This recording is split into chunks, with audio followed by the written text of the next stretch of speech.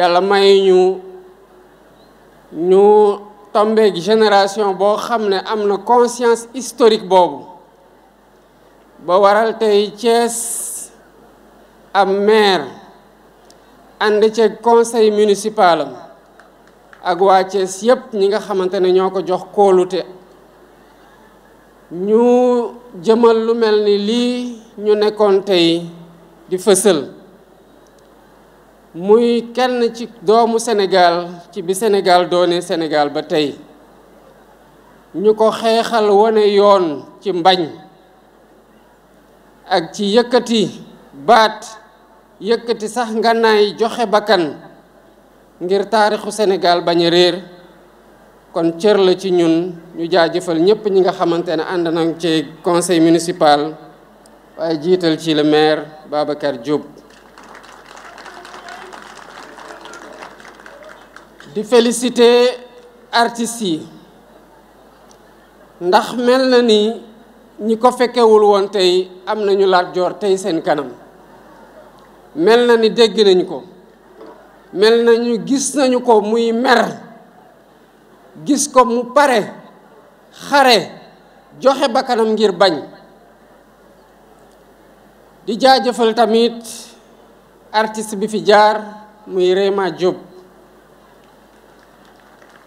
lii artiste sénégalais yi di def ci gunge événement historique yu mel nii di leen jaral ak seen inspiration ñu dugg studio contextualiser manifestation bi pour ànd ceeg ñépp ñi nga xamante ni ñoo koy dund day wone importance su culture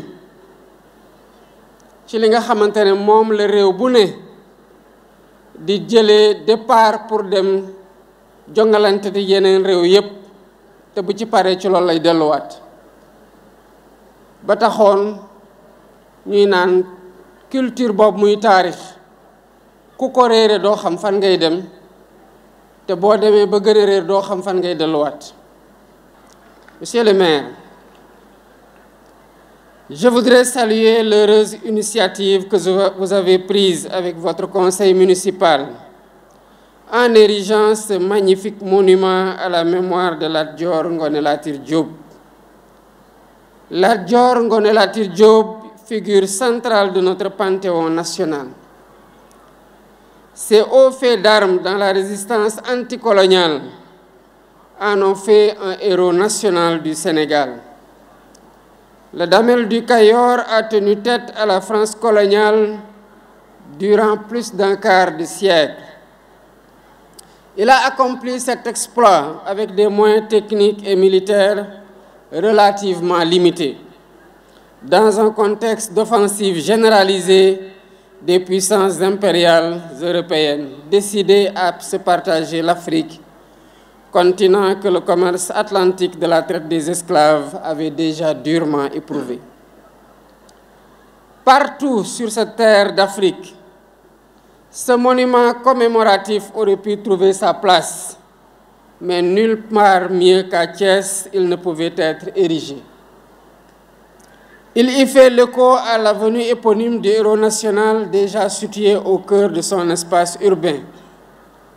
C'est bien à Thiès, à l'époque un village du Tchangin, toponyme aujourd'hui déformé en Diakhène, que le Damel à peine élu rassembla son armée en vue de restaurer la souveraineté du Kayor sur les provinces amputées du royaume par la colonie. Nombreux furent les combattants qui tombèrent au champ d'honneur en ce jour mémorable du mois de mai 1863. Ce fut là tout le début d'une carrière politique exceptionnelle de plus d'un quart de siècle de luttes acharnées menées par Lat Dior Diop pour la défense de la souveraineté de son pays. Le fin stratège qu'il fut était doublé d'un homme politique avisé. Son refus de transiger sur la souveraineté du Kayor l'a poussé à refuser la construction du chemin de fer par la colonie. Dégelé, où il rencontra son destin, relève plus des divisions de la classe politique du royaume que de la puissance de feu de l'armée coloniale.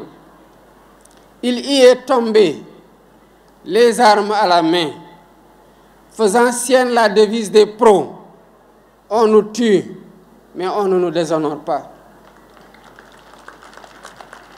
Mesdames, Messieurs, la cérémonie à laquelle nous assistons ce jour s'inscrit dans la longue tradition de célébration de ces héros de la lutte anticoloniale. Les récits épiques, transmis de génération en génération par les maîtres de la parole et les travaux des historiens de métier, ont fourni de la matière à travailler aux artistes, aux dramaturges, aux poètes, qui tous en ont tiré des œuvres créatrices de nos imaginaires collectifs. À la suite du président Amadou Cissé Dia, qui a galvanisé la génération des indépendances avec son œuvre Les derniers jours de Lat Dior, suivi de la mort du Damel, Thierno Ba nous a invités à vivre une valeur cardinale portée par le Damel dans la pièce de théâtre intitulée Lat Dior, le chemin de l'honneur. Parce que nous sommes dans le Tianguine, aux portes du Kadior, nous ne pouvons pas manquer de saluer la mémoire d'un des valeureux fils du terroir, contemporain du Damel et dont les hauts faits d'armes de la lutte anticoloniale sont certes moins connus, mais n'en sont pas moins héroïques. Je veux nommer Kagne Faye, qui a défié l'ordre colonial en verrouillant les voies de passage des caravanes des traitants de l'arachide entre le Baol et la ville portuaire de Rufisque. On prit part à ces combats des hommes et des femmes de valeur attachés à préserver de l'intrusion coloniale les terroirs du Lékhar, du Djobas, du Palor, du Ndout et du Safi, aujourd'hui polarisés par la ville de Thiès. La recherche devra exhumer les traces historiques de ces luttes pour en célébrer les acteurs et magnifier leurs œuvres.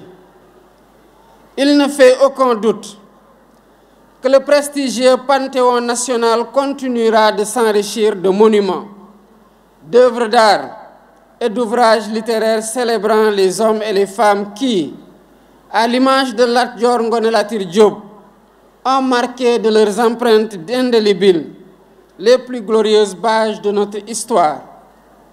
Faire nation, c'est en permanence immortaliser ces vies exemplaires, rappeler à notre jeunesse les valeurs dont elles furent l'incarnation. Mesdames et messieurs, c'est dans la diversité des mémoires des terroirs constitutifs de la nation sénégalaise, ouverte sur l'Afrique, que nous construirons un futur de dignité, de solidarité et de cohésion. L'occasion m'est ainsi donnée d'évoquer quelques-unes de ces vies du passé, comme la figure exemplaire du prince du Waalo, Sidia Ndaté Yalla, qui conduisit une insurrection violente contre la mainmise coloniale dans le pays de ses ancêtres. Il eut la clairvoyance d'appeler à une union de tous les États de la Sénégambie pour résister à l'intrusion coloniale. Quant au Jolof, il nous a donné le Bourba Albouri Seynabou Ndiaye, contemporain, allié et cousin du Damel du Kadior que nous célébrons ce matin. Pendant plus de 10 ans, le lion de Yang Yang a toujours répondu présent là où l'appelait le devoir. Ainsi, il prit part à la grande coalition que fut la Ligue Tidjane, aux côtés de Saher Matiba, l'héritier de l'Almami du RIP, de Mamadou Lamine Dramé du Bundu et d'Abdoul Bokar Khan, le grand électeur du Bosseya, émir du Fouta, pour opposer la plus vive résistance à la poussée impérialiste. L'occasion m'est également donnée de saluer ici la mémoire du premier sultan de Dosso, Maïdana Hamadou Seydou Djermakoy. Au cours de son magistère, il a érigé dans l'enceinte de la grande mosquée de Dosso une sépulture digne du fils du Jolof. Ce faisant, il a posé un acte digne de son précoce engagement panafricain qui fait écho à celui du roi du Jolof, mort en terre nigérienne. Ces deux destins, celui du Bourba Jolof et celui de Djermakoy, incarnent à suffisance les idéaux du panafricanisme qui doivent nous inspirer dans nos actions quotidiennes. C'est de ce Gabou que partirent 5 siècles auparavant les Guelwaars fondateurs des États du Sine Saloum. La symbiose qui s'est forgée alors entre ces migrants venus du sud et les Lamans du pays sérère a donné naissance à de fortes valeurs d'abnégation au travail, de droiture, d'humilité, de courage, de respect de la parole donnée et d'ancrage aux meilleures traditions ancestrales. Nous avons un bel exemple illustratif de ces valeurs avec le fameux témoignage en faveur de Cheikh Ahmadou Bamba, apporté par le Boursine Komandofène au péril de son pouvoir, voire de sa vie, pour éviter au Cheikh un second exil. Parti du Firdou, sous domination du même Gabou, inspiré par Cheikh Oumar Tall, Alpha Molo Baldé a libéré le Fouladou avec le drapeau de l'islam. Son fils et successeur Moussa Molo, pris en tenaille entre les rivalités conquérantes de la France, de l'Angleterre et du Portugal, leur a opposé une forte résistance en jouant sur leur rivalité. Quant à la Basse-Casamance, elle nous donne une leçon de longue résistance populaire contre l'intrusion coloniale. Village par village, les hommes et les femmes de cette région ont réussi à préserver l'intégrité de leur terroir jusqu'à la veille de la Grande Guerre. Aline Sitoé Diatta, la dame de Cabrousse, a repris le flambeau qui ne s'est jamais éteint. L'histoire retiendra de cette figure historique décédée en déportation au Soudan en 1944 sa farouche lutte contre la remise en cause de la civilisation agraire du terroir, base de la souveraineté alimentaire. Des hommes nouveaux ont repris l'étendard de la lutte à travers la formation de communautés religieuses adossées sur une spiritualité inaccessible aux armes du colonisateur. Ils ont fait échec à son projet d'aliénation culturelle, analysé comme le plus grand cancer, le plus grand danger porté par la colonisation.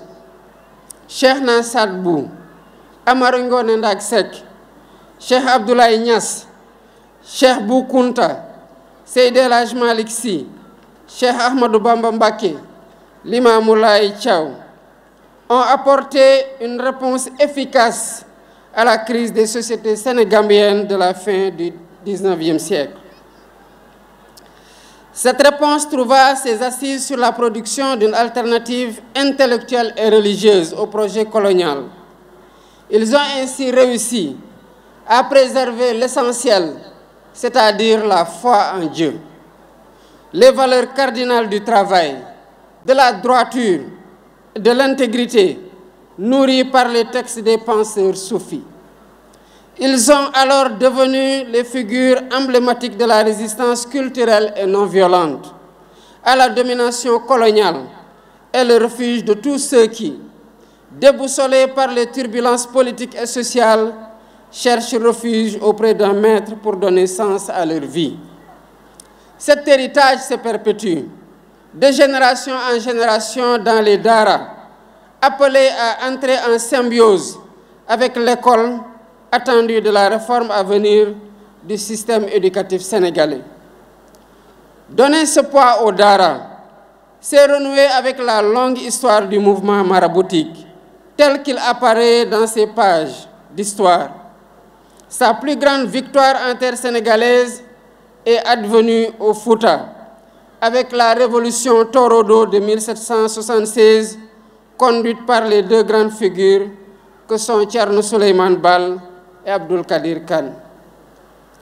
Formés à Pire, à Koki, au Fouta Djalon, au Bundu et dans les Zaouïas de la Mauritanie, les révolutionnaires ne se sont pas enfermés dans leurs livres au contenu maîtrisé. Ils ont élaboré et mis en œuvre un programme de transformation radicale du Fouta en instituant un système politique électif et décentralisé d'une étonnante modernité. Toutefois, c'est l'éducation qui s'érige comme levier principal de la transformation du système social, avec la mise en place d'un puissant réseau scolaire qui irrigue le Fouta du Dimar au Damga. L'État, comme les collectivités locales, ont pour mission d'enseigner et de faire connaître ce long héritage, dans toute sa complexité, pour inspirer les politiques de transformation de notre société. Mesdames et messieurs, l'initiative du maire Babacar Diop est à citer en exemple à tous les édiles des collectivités locales qui, en cohérence avec l'État, auront à concevoir et mettre en œuvre une politique novatrice de soutien aux industries culturelles. Accompagner les artistes et les créateurs culturels participe à bâtir notre patrimoine matériel et immatériel, le vin incontournable de notre vivre ensemble.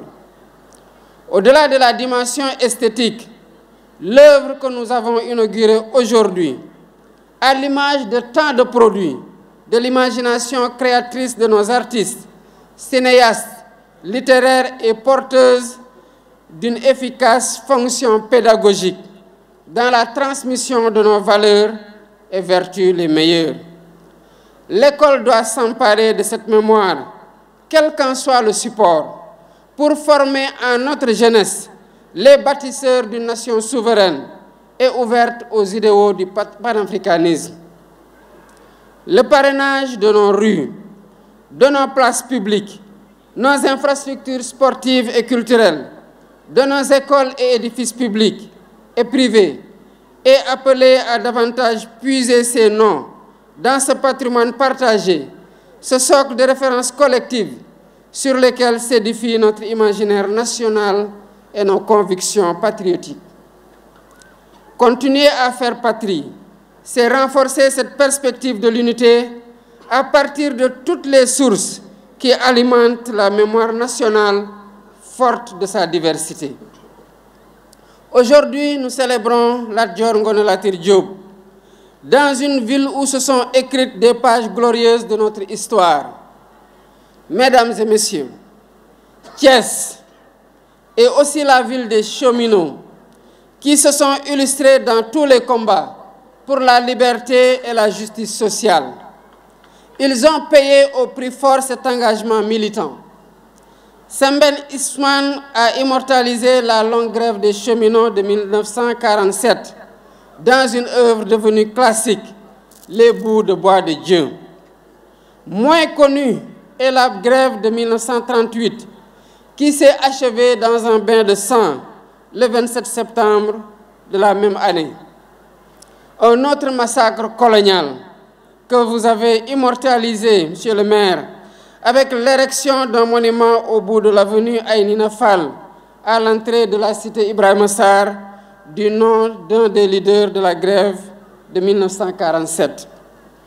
Nous étions au crépuscule du Front populaire. Les prodromes des heures sombres de la Deuxième Guerre mondiale assombrissaient l'horizon. Est-il besoin de le rappeler? Le conflit mondial s'est achevé pour l'Afrique avec le massacre de Thiaroye, des tirailleurs sénégalais, le 1er décembre 1944. Nous venons d'en commémorer le 80e anniversaire afin que jamais ne s'éteigne la contribution des hommes et des femmes d'Afrique à l'édification d'un monde toujours plus humain parce que plus juste. Je vous remercie de votre aimable attention.